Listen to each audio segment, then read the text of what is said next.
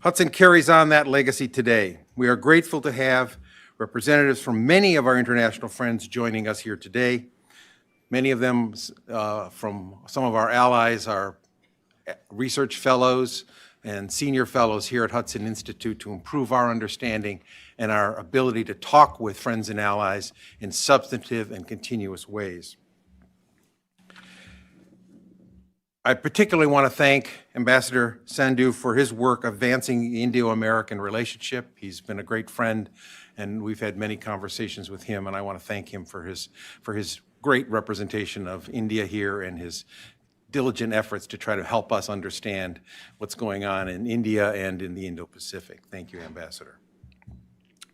For these and many other reasons, we are honored to host India's External Affairs Minister, Dr. Jai Shankar.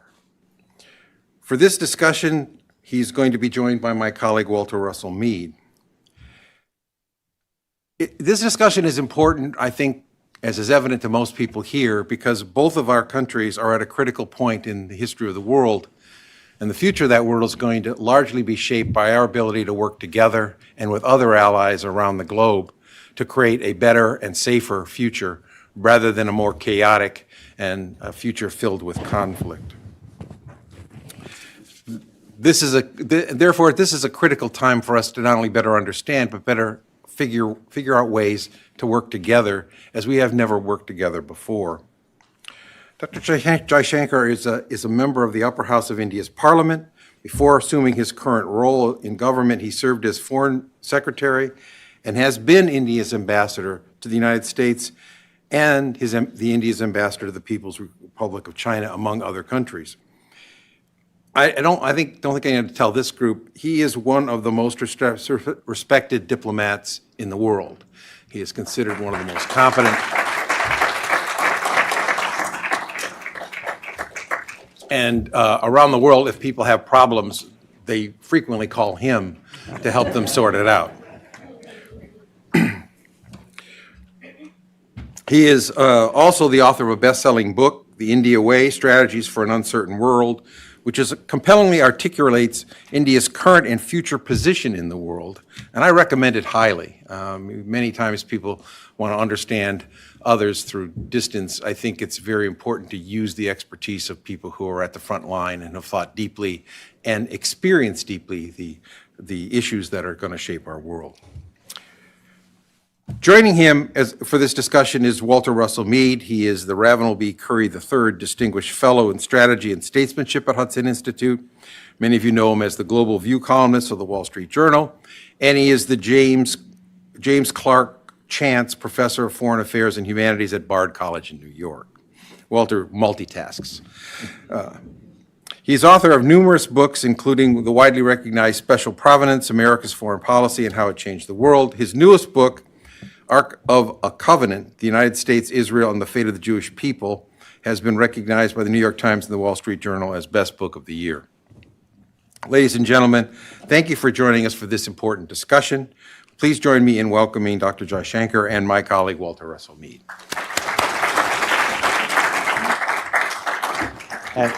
And I think we'll begin with Dr. Jai Shankar speaking for a few minutes, and then we will go to question and answer. Would you like to speak from the podium or from your? It would be yes. easier. Okay, terrific.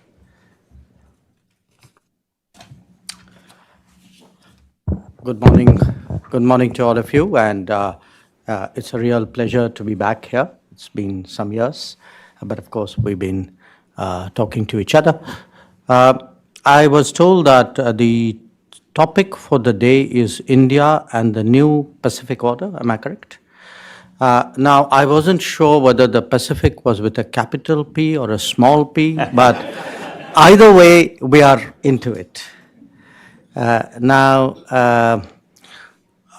For many people, I think, particularly in the United States, it's probably a new idea, something very different to think of India in terms of the Pacific region, Pacific Order, the Pacific Community of Nations. And the fact that we have such a title and it seems natural today is an indication actually is one indication of what has changed in the world. Viewed from India's perspective, we today do much more business to the east of India than we do to the west of India historically. We look at our key trade partners, we look at our important economic partners, we look at a lot of our strategic interests. A lot of it is today extending eastwards into the Pacific and beyond. Now, what this has given rise to in the last few years is a concept of Indo-Pacific. That too has been readily embraced by many and contested by a few. But again, it's a concept that has actually gained ground. I often reflect on the fact that the separation, in a way, of the Indian Ocean and the Pacific region is something actually which was an outcome really of the Second World War. That if one looked at a global strategy and global understanding, before that the Indian Ocean and Pacific Ocean were dealt with in a much more integrated way, with the emphasis on the Indian. So in some ways, what you are seeing today of the Indo-Pacific coming together, the idea of India contributing in many ways to a Pacific order, is something which reflects really the rebalancing that is today taking place in the world, a rebalancing in which the changed capabilities, positioning, and attitudes of the United States is the central driving factor. But also in one in which the rise of China and its implications is obviously a very, very crucial issue. But to which there are many other moving parts, but an important one is also that of India. Now, related to the Indo-Pacific, again, over the last 6 years, another concept which has gained ground is that of the Quad. It was revived in 2017 after a gap. It was attempted first in 2007. It did not last. It was revived after a decade. It's an interesting question why it worked this time when it did not work the first time. Not just worked, but if you see in 17, it was done at a bureaucratic level, at an undersecretary level in the US. In 19, it became a ministerial forum. In 21, it became a presidential prime ministerial forum. And at every stage, there were people who said, well, this is where it sort of fizzles out. And it seems to be growing from strength to strength. And we will have the privilege of hosting the summit next year in India. In terms of the Pacific order, I think a lot of the global concerns are most acute in the Pacific. One is, one of course is the larger issue of how do you maintain stability in the middle of very major change taking place, because often sharp changes in balances of power and interest and influence can create risks whose management therefore becomes a very crucial issue. But there are some other, I think, key issues today in the world which center particularly around the Pacific. One of them is the building of reliable and resilient supply chains, because the experiences of the last few years have taught us their importance. The other is the promotion of trust and transparency on anything to do with digital. So whether it's telecom or whether it's artificial intelligence or whether it's the car that you are driving, really today the importance of trusted providers, trusted sources, trusted geographies. I think this is today a very, very big issue. The third is the over-concentration of production, especially of manufacturing, that if you have over-concentration which is liable to be leveraged, had it happened in any of our national economies, it would have attracted antitrust provisions. Yet it happens in the world, and we are all blissfully, we are sanguine about it. So what are the dangers of over-concentration? What are the implications of over-concentration? How are they leveraged? How are they weaponized? I think is a very big issue today in the world. And if you put it together, I would suggest to you that the world is badly in need of some form of re-globalization. That globalization itself is undeniable. It has struck very deep roots. It has tremendous benefits, nobody doubts that. But the particular model of globalization, which has evolved over the last 25 years, obviously has a lot of risks inherent in it. And today, how to address those risks and create a safer world is part of the challenge facing the Pacific Order. So let me just end with one last remark, because John, there was something you said, which was India and the United States have never really worked before together. I think that is a very thoughtful observation, because dealing with each other is not the same as working with each other. In the past, we have always dealt with each other, sometimes not entirely happily. But working with each other is really uncharted territory. It is a territory which we have both entered in the last few years. And it has required both of us really to overcome what my Prime Minister called the hesitations of history when he spoke to the Congress a few years ago. So how do we create that ability and the convergences and hopefully the comfort to work together? I think that would be very crucial to the future of the Pacific Order. So perhaps with those remarks, Walter, if you would allow me, we can start the conversation. Terrific. Thank you.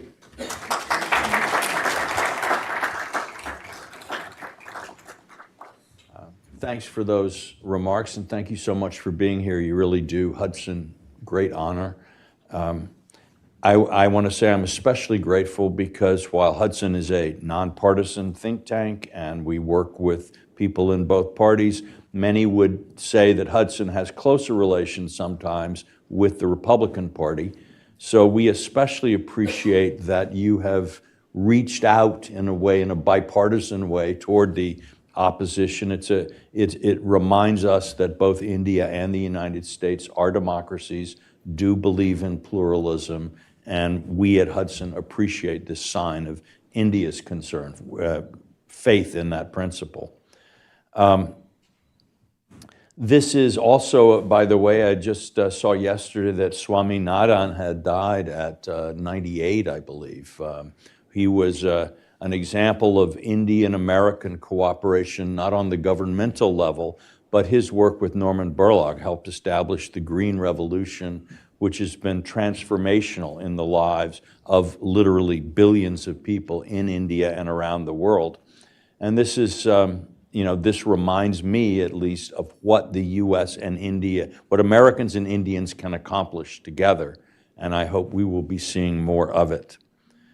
Minister Jaishankar, I should say first too, before I get into my questions, that he has agreed to take questions from the floor.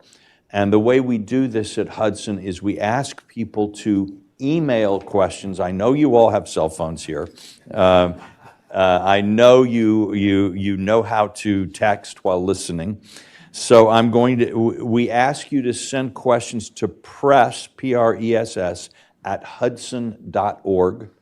And those questions will come up to me. I'll have an opportunity to look at them, consolidate them where we have several questions on the same topic, and perhaps also forestall the possibility, it's not unknown, that sometimes people confuse questions with speeches.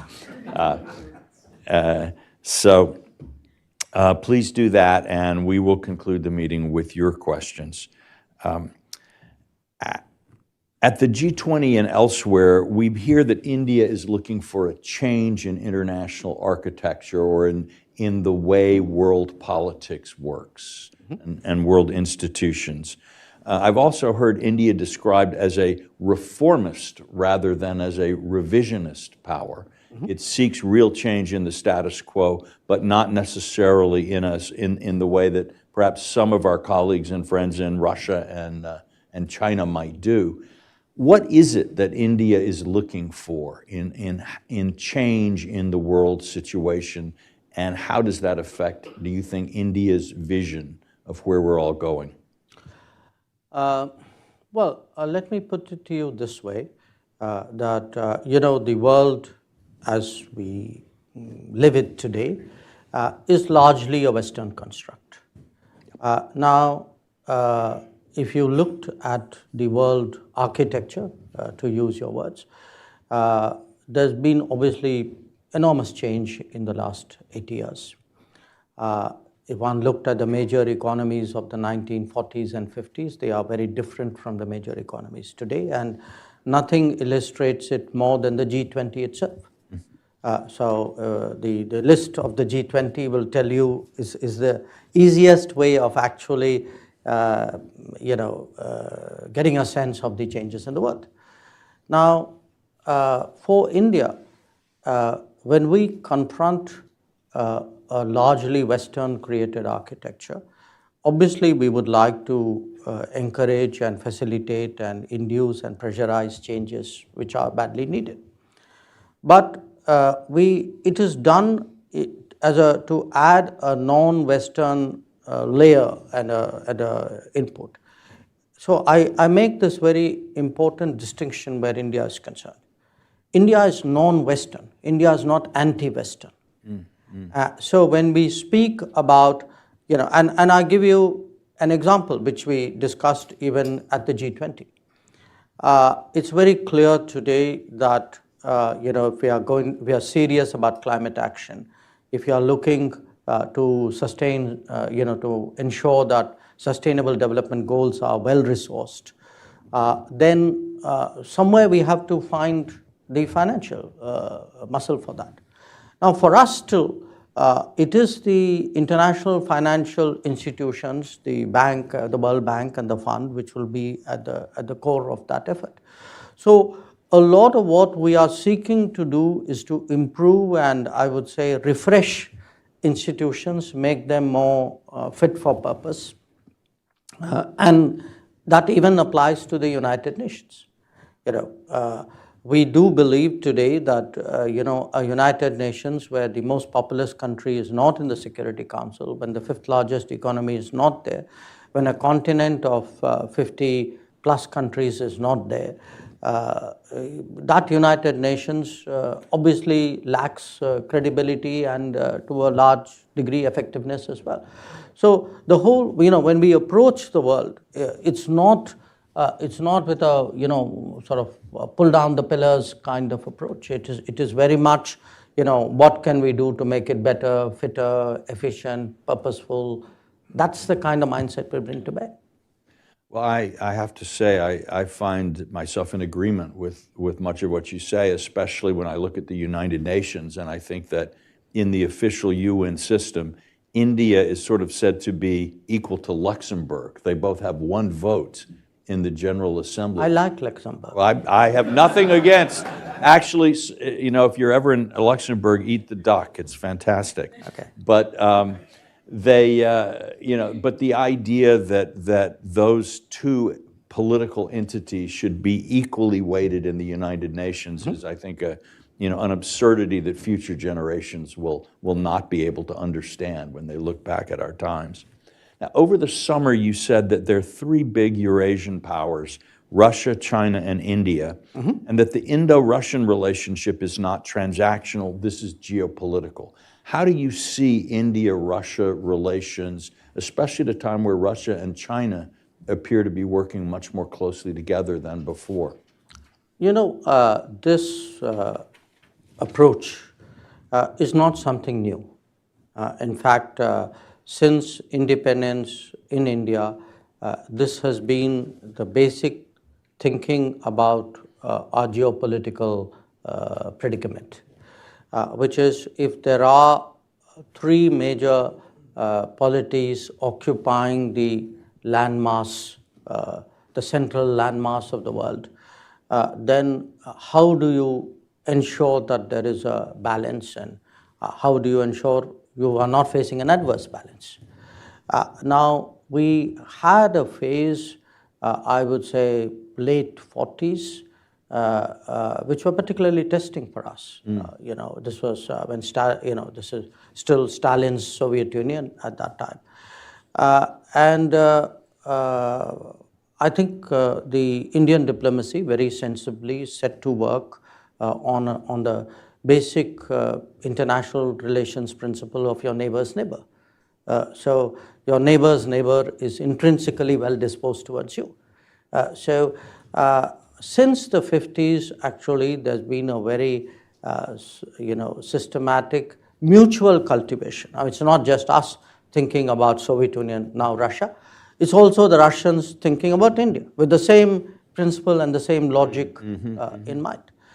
Now, that actually is such a powerful logic, at least in our part of the world, that if you consider international relations over the last 70 years, you know, the US-Russian relations, the China-Russia relations, the US-China relations, Europe, pretty much every big relationship in the last 70 years has seen a great deal of volatility. You had sharp ups and downs. The India-Russia is very exceptional. It's been very steady. It may not be spectacular, you know. So it may have stabilized at a certain level, but it has not seen that kind of ups and downs which your relations with Russia or China's relations with Russia or Europe's relationship with Russia has seen through. And that's in itself a statement.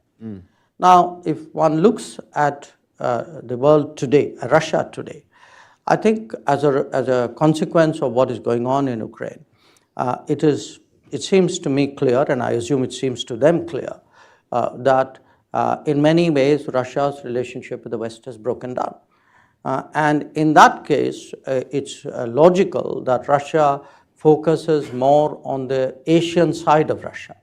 Though historically Russia has always seen itself as a European power. So you are actually seeing a reinvention of Russia as a consequence of what is happening in Ukraine.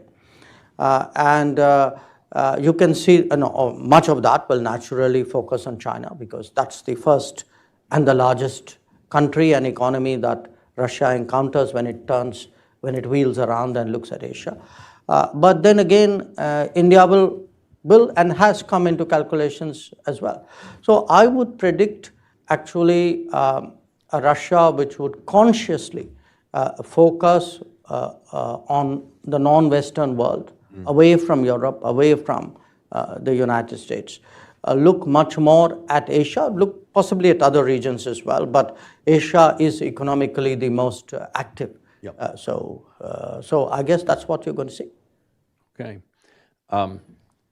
There's a growing recognition in the United States and India, I think, bolstered by Prime Minister Modi's tremendously successful visit last summer, that our two countries' interests are broadly and even strategically aligned in a way perhaps they have not been in the past. And this is that shift from dealing with one another to working with one another that you mentioned. Where do you see the principal areas where our interests are aligned, and what areas of tension and difference do you see at this point? I would say they are aligned in a set of areas. In a kind of a geostrategic way, they are aligned.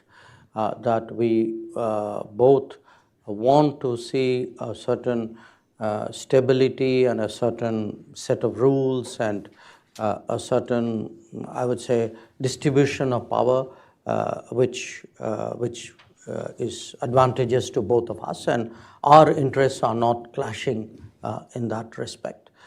So at the biggest picture level, I would say there's a very powerful case really for India and the US to work together.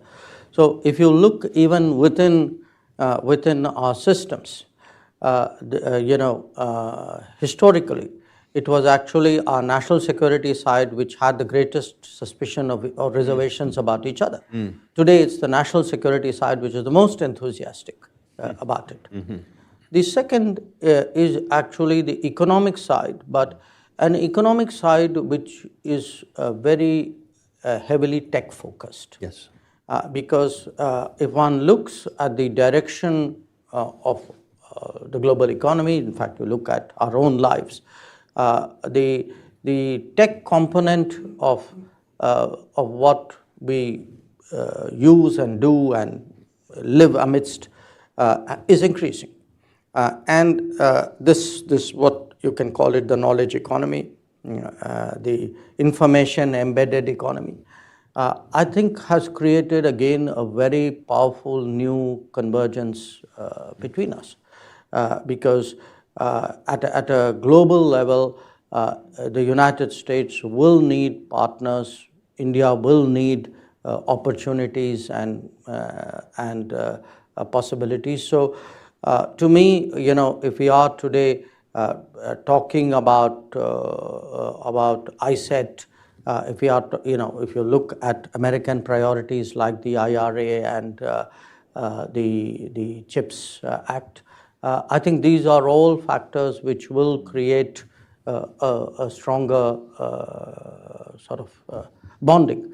So if you can get I think if the politics works and the economics get stronger, then obviously there's a very, very strong convergence. Now you ask me where could they be or where are the problems?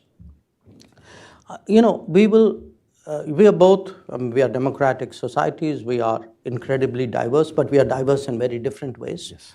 And we are very internally argumentative and externally, argumentative would be a mild word. So what happens is, I think we will have, there will be occasions where there will be that rub or that friction. And it will happen also because in a globalized world, our arguments are no longer contained in a national sphere. People who have a viewpoint in India will reach out to people who have a similar viewpoint in the US and vice versa. Today, political arguments are very, very global. And often, if you are having a global conversation, but not necessarily a global cultural understanding of each other, I think there's plenty of room there for friction. Often, I read judgments or I hear people say things in the US and sometimes in India too, where we are looking at the other society completely from our own template, from our own experience. And I think that would be an issue. Well, I certainly would agree that both, from my experience, both Americans and Indians lead the world in moral lectures. We're both of our societies are. We've quite been doing good. it longer though. Yes, no, you have a deeper experience. I won't deny. But kind of along these lines, I know that when Prime Minister Modi was here, a number of American representatives boycotted his address to Congress. Some did. I don't know if I'd use the word a number. Well, a number can be a small number. Okay. It doesn't have to be a big one. Okay. And I know I wrote a column about India in the Wall Street Journal, and I got there was a letter to the editor from Cardinal Dolan, who was a very well-respected, a man I personally respect tremendously, to the Journal, expressing his concern that I hadn't said enough in my column about problems of religious minorities in India. So how would you sort of try to shape the conversation, or how would you respond to some of these concerns that people have here? It would be a mix because, I think different people, if I don't know Cardinal Dolan, I'm a little more familiar with American politicians, including members of Congress.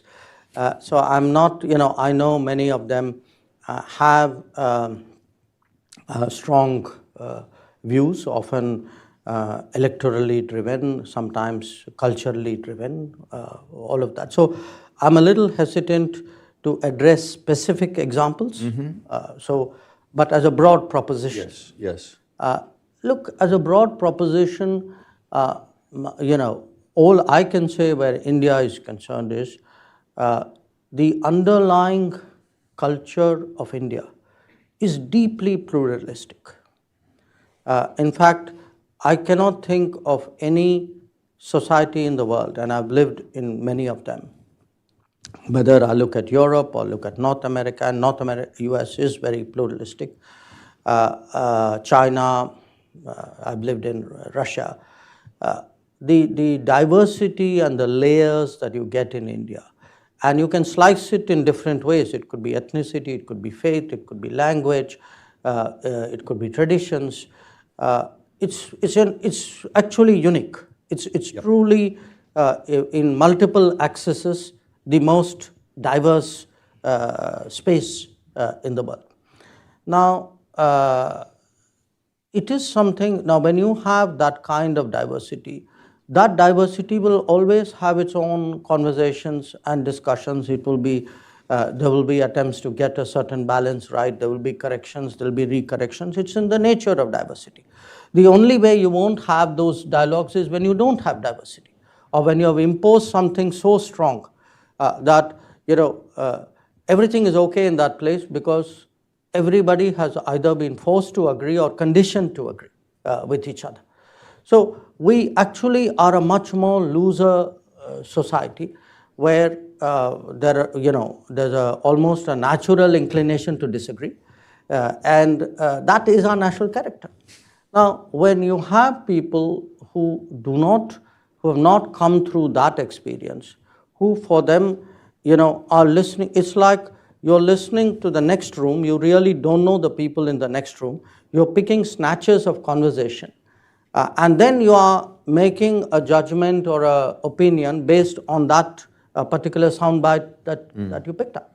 So today, since you brought up the issue of minorities in India, look, what is the test really of fair and good governance, or of the balance of a society? It would be whether in terms of the amenities, the benefits, the access, the rights, do you discriminate or not? And in every society in the world, at some point, there's been some discrimination on some basis. So if you look at India today, it's a society today where there's a tremendous change taking place because people are the biggest change happening today in India is the creation of a social welfare system in a society which has less than $3,000 per capita income. Nobody has done that in the world before. Now, when you look at the benefits of that, you look at housing, you look at health, you look at food, you look at finance, you look at access, educational access, health access. There's no, I defy you to show me discrimination. I mean, in fact, the more digital we have become, the more in a way faceless the governance has become. Actually, it's become fairer. But as I said, this is a globalized world. There will be people, you will have people gripe about it, and much of the griping is also political. Let me be very frank with you, because we've also had a culture of vote banks, and there are sections who had in their own eyes a certain privileged access, who today may resent the fact that they don't. It's a phenomenon with which you are not unfamiliar. And I think these will be the turbulence of a democratic society. Okay. Well, now, we in the United States have had the experience not only of lectures from India, but lectures from Canada. And, you know, I think, They look at you as the global south.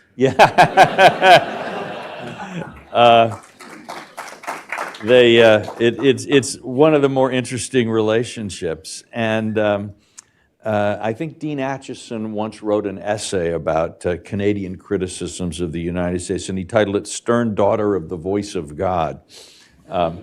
But certainly the Canadian Prime Minister has made some serious charges recently. But I also see that from press reports that you have met while you're in Washington with National Security Advisor Sullivan, with our Secretary of State, Blinken, and that this subject has come up. Can you give us any information about how this is or isn't affecting U.S.-India relations, where this whole matter stands now from your perspective? Okay. Now, so let me start with Canada. Yes, the Canadian Prime Minister made some allegations, initially privately and then publicly. And our response to him, both in private and public, were that what he was alleging was not consistent with our policy, and that if his government had anything relevant and specific they would like us to look into, we were open to looking at it. Now, that's where that conversation is at this point of time. But to understand that conversation, you have to also appreciate that this has been an issue of great friction for many years with Canada, in fact going back to the 1980s.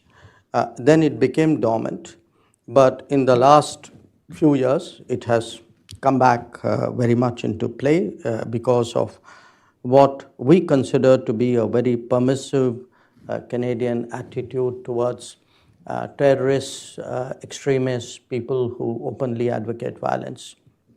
And they have been given operating space in Canada because of the compulsions of Canadian politics. I don't think most Americans, for Americans, perhaps Canada looks very different. But it depends, from where the interest, where the shoe pinches. For us, it has certainly been a country where organized crime from India, mixed with trafficking in people, mixed with secessionism, violence, terrorism. It's a very toxic combination of issues and people who have found operating space there. So a lot of our tensions with Canada, which well preceded what Mr. Trudeau said, actually come out of that. And today I'm actually in a situation where my diplomats are unsafe going to the embassy or to the consulates. In Canada? In Canada. They are publicly intimidated. And that has actually compelled me to temporarily suspend even visa operations in Canada. So as I said, often countries look very different depending on how you see them and what your interests are. But I have this problem in Canada. And so your question, did I speak about it with Jake Sullivan and Tony Blinken? Yes, I did. And? No.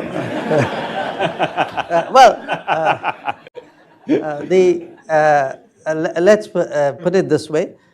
They obviously shared, U.S. views and assessments on this whole situation, and I explained to them at some length. What I gave you was a summary of the concerns which I had. So I think hopefully we both came out of those meetings better informed. Right. Well, thank you.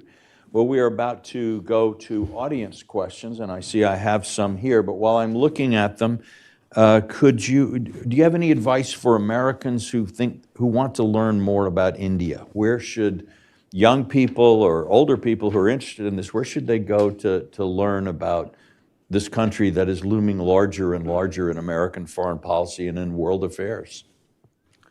Look, it's hard to give general advice, but I would say, and this really flows from our own conversation today, that in whatever profession people are, I think it would be useful to try to see how that particular profession or that particular set of interests are doing in India, because there may be experiences there, there may be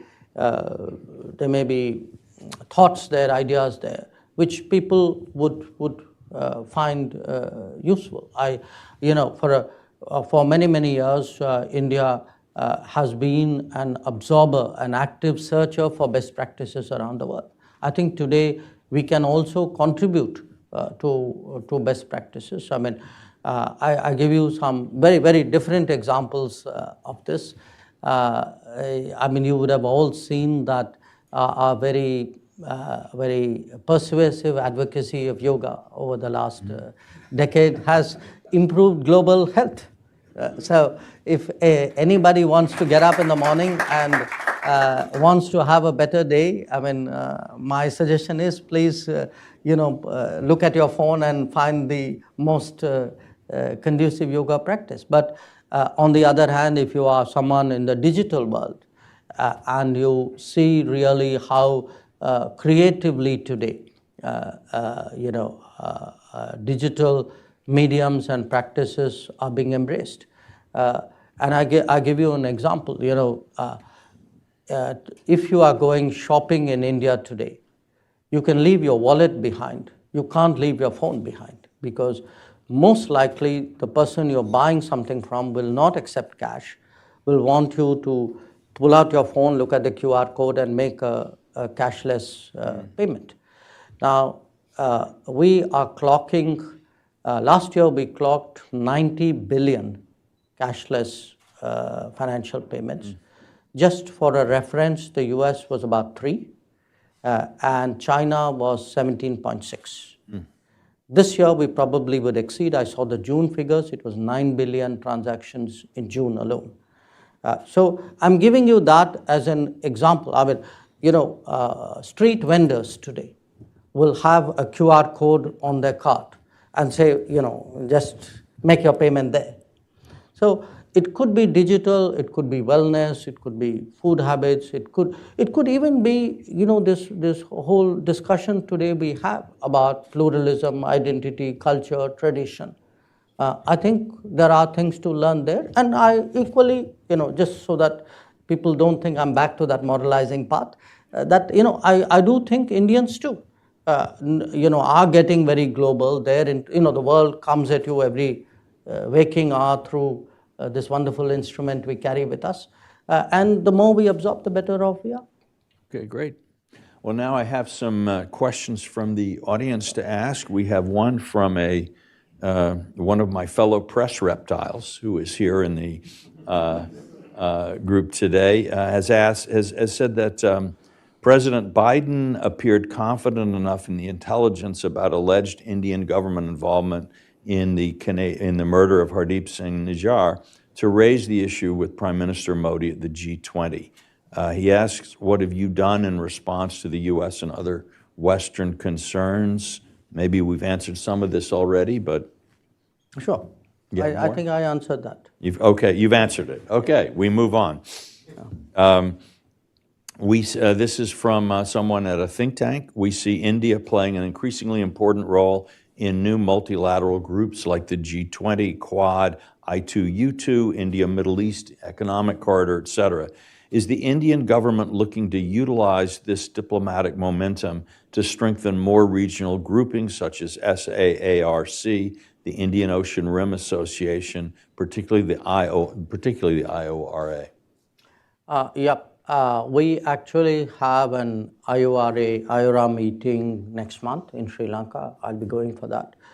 I think we've even tabled an Indo-Pacific Oceans initiative at the East Asia Summit, where we look at non-security aspects of protecting the ocean space. Today for us, the challenge is there are new opportunities, there are new combinations. And how do you do that without losing focus of what you have?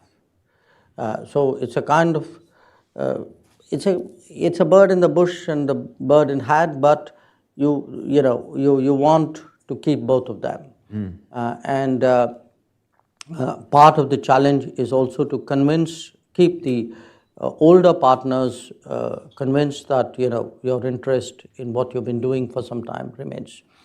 The SAARC is an exception there. It's currently dormant because one of its members, who will remain unnamed, believes that they can practice terrorism at no cost.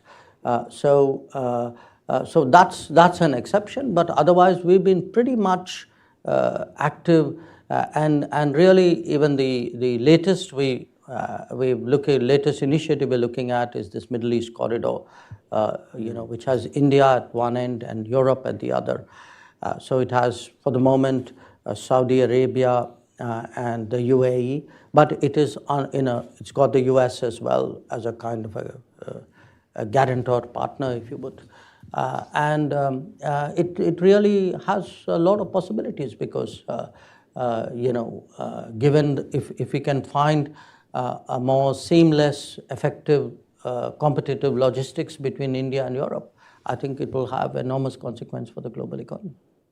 I have a follow-up question from someone else on the same sort of general role question. How do you see India's role changing in the Middle East? And I would add, I think many Americans may understand that there's a close India-Middle Eastern relationship on energy, but also Israel is a primary defense partner with India. And then we have millions of Indians who work in the Gulf countries. So the relationship— 9 million. Yeah, the relationship is really quite close. Right. How do you see India's role developing in the Middle East? Well, I mean, you, Walter, touched on the energy side. You've touched on the fact that you have 9 million expats in the Gulf. There's also the proximity, the historical connections out there. But we have to understand today that as India becomes a larger consumer, a bigger economy, our salience in the Middle East countries' calculations, especially the Gulf economies, is that much higher. For many countries, I think we are the largest trade partner of the UAE, and we would be among probably the top 3 of the Saudis. And it isn't just the volume of trade. We discovered during COVID, they discovered during COVID, that the Gulf is actually dependent on the daily food consumption for what comes out of India. So the economies have really got very, very deeply meshed. And today the Gulf itself is in transition. If you talk to the leadership in Gulf, they are talking renewables, they're talking green hydrogen, and a lot of them are very enthusiastic in terms of digital progress. So we are finding new areas of intersection with them. If you look at Indian businesses, we are today far more entrenched in the Middle East than we've been for a long time. Yeah, I think that's right. We have a final question, and then we'll bring this part of the program to a close, which is, again, without mentioning any names, somebody's asked, as we speak today, the situation in India's western neighborhood is deteriorating at a fast pace. There could be a situation where a country could collapse or see unrest. How is India preparing for such an unknown event, or how could it prepare? In an unnamed country. In an unnamed country. to the west of India. We have a few countries. There's who are more than all- one option. Who are having problems of their own. Look, today there are countries in different parts of the world in crises of different kinds. And we have a few proximate to us. We saw Sri Lanka, which really went through a very, almost an economic meltdown last year. And we had to step forward because they were engaged in a negotiation with the fund. And their needs were so immediate and so serious that we actually did the largest bilateral lending that we've ever done, which was we gave them almost a package of $4 billion as a way of stabilizing their economy. The unnamed country to our west, which we are talking about, they have a much, their problems are much more long-term. They're much more deeper historically in terms of what happens when distortions have been introduced into the natural progress of an economy. That if you have, let us say, excessive expenditure on the military, or if your borrowing has not been prudent, or if you have infrastructure which doesn't pay its way, I think there are a lot of factors there in multiple chickens are coming home to roost at the same time. Right. Well, thank you very much. I know we're all grateful to Minister Jaishankar for his time.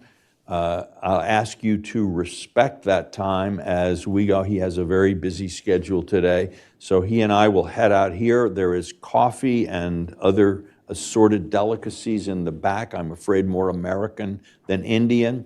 And in 15 minutes, we'll reassemble here where there's going to be a panel discussion led by Hudson's Japan chair and a very distinguished fellow and longtime friend of India, Ken Weinstein. And so I hope to see you back for that soon. Thank you. Thank you.